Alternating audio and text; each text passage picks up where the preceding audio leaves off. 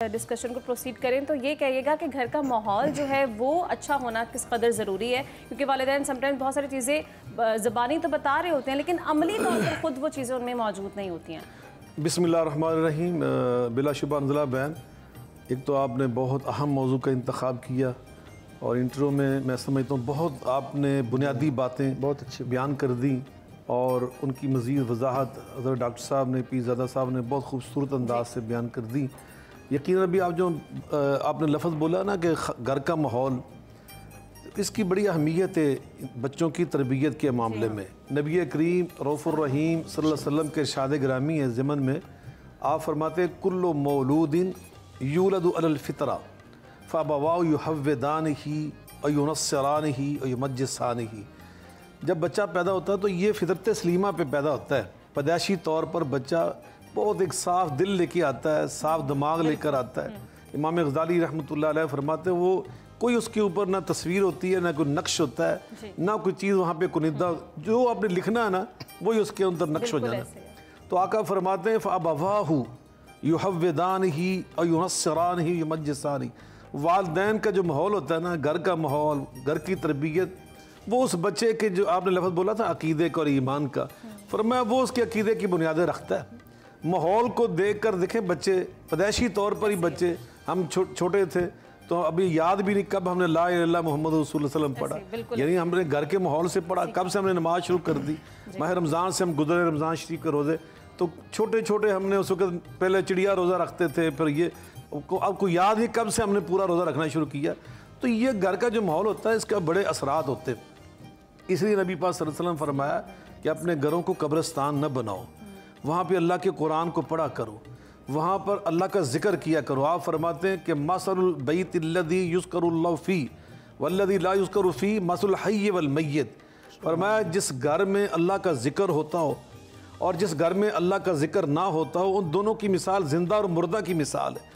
جس گھر میں قرآن پاک، قرآن بھی اللہ کا ذکر ہے، درود شریف اللہ کا ذکر ہے، نماز اللہ کا ذکر ہے، اسی طرح جو اللہ کا یعنی ذکر الہی اس کو ہم کہتے ہیں، یہ سارا نبی پاک صلی اللہ علیہ وسلم کی سیرت پہ کو پڑھنا، اس کا مطالعہ کرنا، اس کو سنانا بچوں کو کہانیوں کی شکل میں، یہ سب اللہ کا ذکر ہے۔ تو اللہ کے ذکر سے گھروں میں زندگی پیدا ہوتی ہے، تو اس سے ایک ماحول ملتا ہے بچوں کو، وہ چھوٹی چھوٹی عمر کے اندر ہی شروع ہو جاتے ہیں۔ اور نبی پاک علیہ السلام نے حضرت امام حسن علیہ السلام کو ایک دفعہ صحابہ کرام نے پوچھا کہ آپ جب بہت چھوٹی عمر میں تھے، جب نانا جان جناب محمد مصطفیٰ احمد مجتبیٰ صلی اللہ کے پاس تشریف لے گئے، تو آپ کو نانا جان کی باتیں یاد ہیں بچپن کی؟ تو آپ مسکرائے، چونکہ کائنات میں چشم فلک نے ان سے زیادہ ذہین بچے دیکھے ہی نہیں تھے امام حسن اور امام حسین سے۔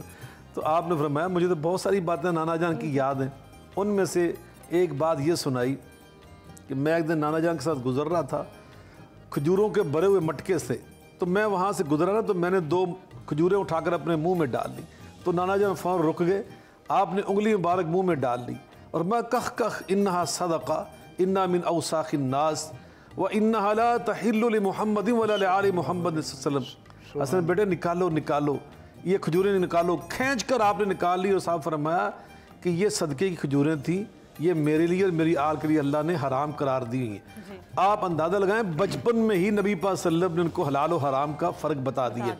تو یقیناً یہ گھر سے جو نا یہ اصل میں وہاں سے بات چلتی ہے۔ کل رائن وکلکم مسئول عن رعیتہ۔ آقا فرماتے ہیں کہ تم میں سے ہر ایک اپنی ریاست کا نگہبان ہے، قیامت کے دن اس سے اس کی رعایا کے بارے میں پوچھا جائے گا۔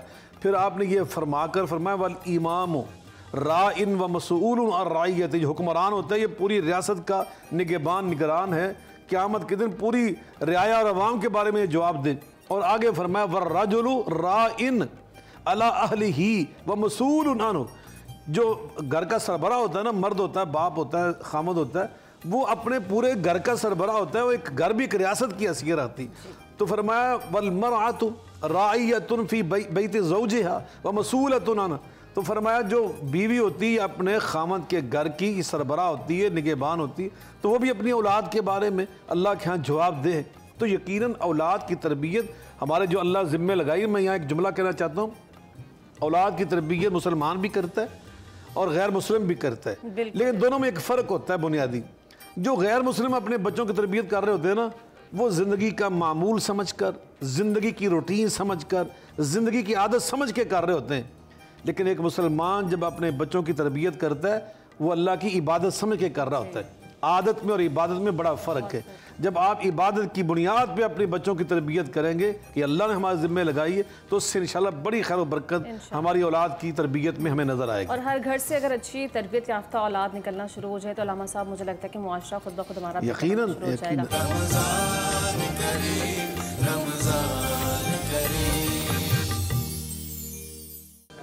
ویلکم بیک ناظرین. گفتگو کا سلسلہ ایک بار پھر آگے بڑھاتے ہیں. ڈاکٹر صاحب بڑی اچھی گفتگو ہو رہی تھی. مجھے یہ بتا دیجئے کہ آج کل کے دور میں اگر ہم دیکھتے ہیں تو جو نیو جنریشن ہے، ہم تو شکر ہے اللہ کا کہ اچھے وقتوں میں بڑے ہو گئے ہیں، تو جو نیو جنریشن آ رہی ہے وہ پرسنل سپیس بہت زیادہ مانگتی ہے ہر کسی سے. تو والدین بھی اسے دینا فرض سمجھ لیتے ہیں اور پرسنل سپیس کے نام پہ اولاد سے جو ہے وہ بہت زیادہ دوریاں بڑھ جاتی ہیں. تو کیا یہ صحیح لگتا ہے آپ کو؟ بسم ربی محمد کریم علیہ الصلوۃ والتسلیم. آپ نے بالکل صحیح طرف اشارہ کیا اور ہم یہ سمجھتے ہیں کہ ایک بات سب سے پہلے ہم سب کو سمجھ لینی چاہیے اور بڑے ٹھنڈے دماغ کے ساتھ سمجھنی چاہیے. اور وہ کیا ہے کہ ہر زمانے میں جیسے اللہ نئے لوگوں کو پیدا کرتا ہے، نئی روح خلق ہوتی ہے اور دنیا کے اندر اللہ تعالیٰ اس کو وجود عطا فرماتا ہے، ہر زمانے کا نیا آنے والا اپنے کچھ جس طرح نئے خواب لے کر آیا کرتا ہے، اسی طرح اس کے کچھ نئے تقاضے اور اس کے مزاج کے اندر بھی کچھ نئی تبدیلیاں جو ہیں وہ اس کے ساتھ آیا کرتی ہیں.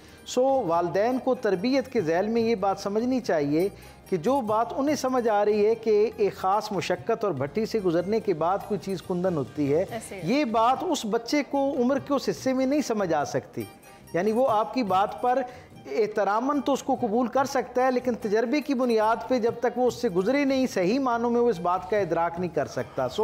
نتیجتاً والدین کو اپنا خیر اپنے تجربے کی شکل میں، مکالمے کی شکل میں اپنی اولاد کو منتقل کرنے سے پہلے اس بات کو بھی ذہن میں رکھنا چاہیے کہ یہ اس زمانے کا بچہ ہے. اس زمانے کے بچے کے جس طرح ماحول اور منظرنامہ اپنا ہے، اسی طرح اس کے اپنے تقاضے بھی مختلف ہیں ہم سے. بنیادی تربیت، بنیادی سچائی، خیر اور شر کا امتیاز، یہ تو ایک ازلی سچائی ہے، اس نے تو ہر زمانے میں ایک جیسا رہنا ہے. لیکن وقت کے تقاضوں کے مطابق اس کے اندر کہیں نہ کہیں کسی نہ کسی انداز میں تھوڑی بہت ہی تبدیلی آتی ہے. والدین کی طرف سے بھی میں یہ سمجھتا ہوں، میں بالاہتمام اس لیے میں نے تصویر کا یہ رخ جو ہے اسے زیر بحث لانے کی کوشش کی ہے کہ یقیناً اولاد کو تو والدین سے سیکھنے کے لیے ایک مؤدب شاگرد کی طرح اپنا آپ پیش کرنا چاہیے اور ان پر بھروسہ کرنا چاہیے. دنیا کے اندر کسی بھی بچے کے لیے اس کے والدین سے بڑھ کر کوئی خیر خواہ ہو سکتا ہے؟ نہیں ہو سکتا نا. تو جب کوئی ان سے بڑھ کر خیر خواہ نہیں ہو سکتا تو پھر ان سے بہتر نصیحت کس کی ہو سکتی ہے؟ ان سے بہتر یعنی کوئی ہمارے بارے میں جسے کہتے ہیں نا اچھا خواب کون دیکھ سکتا ہے؟ ہمارے بارے میں کوئی اچھا خیال کیسے کسی اور کے ذہن میں آ سکتا ہے؟ والدین کے حوالے سے اولاد کو جہاں بہت ساری احتیاطیں اور اپنے آپ کو تیار کرنا چاہیے، وہیں پر میں سمجھتا ہوں والدین کو بھی کسی نہ کسی انداز میں بچوں کو جو ایک جائز سپیس دینی چاہیے، وہ حق ان کا میں سمجھتا ہوں پیدائشی ہے، وہ ان کو دیا جانا چاہیے. اور یہ جو تربیت کا عمل ہے نا، جیسے ہم اپنی میچور ایج میں آ کے دیکھتے ہیں کہ استاد اور شاگرد، تربیت کار اور تربیت لینے والا، ان دونوں کے تعاون سے ایک اچھی فضا قائم ہوتی ہے اور چیزیں آگے بنتی ہیں.